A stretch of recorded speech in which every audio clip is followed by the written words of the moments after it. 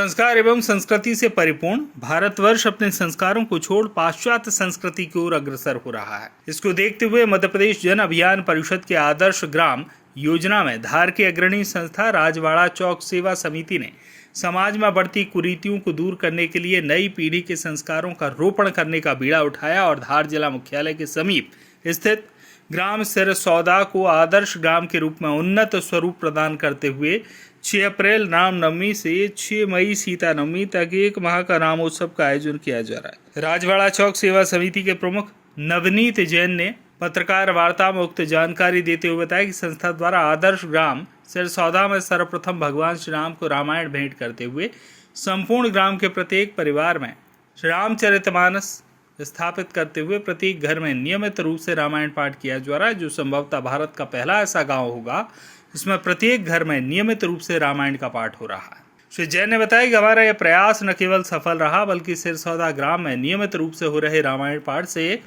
प्रभावित होकर आसपास के गांव में भी करीब 1000 परिवार श्री राम परिवार से जुड़ गए हैं। 1 माह तक चलने वाले श्री राम उत्सव में 11000 ग्रामीण परिवारों को रामायण के माध्यम से श्री राम रामायण परिवार के रूप में जोड़ा जा रहा है। राम उत्सव के दौरान 51 ग्रामीण क्षेत्रों में युवाओं के सुंदरकांड मंडल बनाए जा रहे हैं और महिलाओं को भी श्री राम संकीर्तन मंडल के माध्यम से जल संरक्षण, पर्यावरण संरक्षण, नशा मुक्ति, नारी शिक्षा और ग्रामीण ऊटला संस्कृति तथा चौपाल परंपराएं बनाए रखने हेतु प्रेरित किया जा रहा है।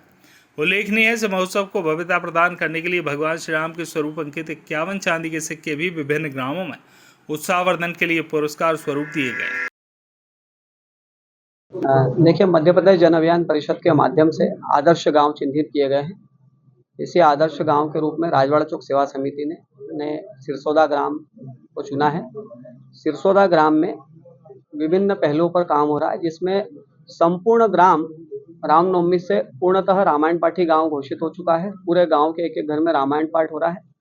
चौपाल बैठक परंपरा चालू की जा रही है। इसी के साथ में 11000 परिवार रामायण परिवार के रूप में बनाए जा रहे हैं और मोबाइल उपवास एक नई परंपरा हम शुरू करेंगे। सप्ताह में कम से कम एक दिन एक परिवार जो है बिना मोबाइल के 1 घंटे अपने पूरे परिवार के साथ में रहेगा।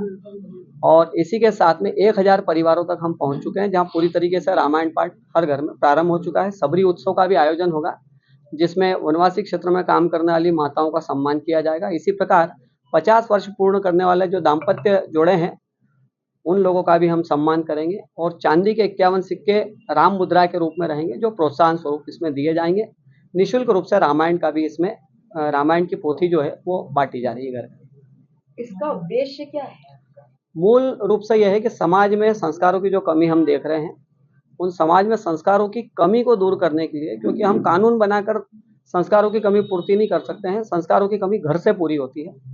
तो प्रत्येक घर में हम रामायण को स्थापित कर रहे हैं। राम जी के संस्कार, राम को तो सब मान रहे हैं लेकिन राम की माने, हमारा ये उद्देश्य है। और इसलिए 1 माह का रामोत्सव चालू हो रहा है 6 अप्रैल से 6 मई तक। इसके अंतर्गत ये सभी गतिविधियां चालू की जाएगी। नाम और पद बताएं। नवनीत जैन, अध्यक्ष राजवाड़ा चौक सेवा समिति। धार से सुरेश तिवारी की रिपोर्ट।